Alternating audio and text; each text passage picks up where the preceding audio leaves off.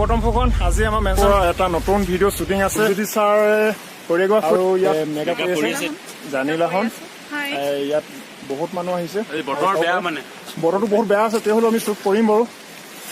ইয়াত লোকেশ্যন কিবা এটা কৰি দিয়ক। আজি প্ৰতিকূল বতৰ নেওচি হ'লেও আমি কাম কৰিবলৈ আহিছোঁ। অৰুণাচলৰ পাহাৰত পালোহি। এতিয়া খুব কম সময়ৰ ভিতৰতে আমি এতিয়া কাম আৰম্ভ কৰিম বুলি ভাবিছোঁ। আমাৰ অতি চেনেহৰ শ্ৰদ্ধা মোৰ ককাইদেউৰ বেজবৰুৱা ছাৰৰ ছোৱালীজনী আহিছে। আমাৰ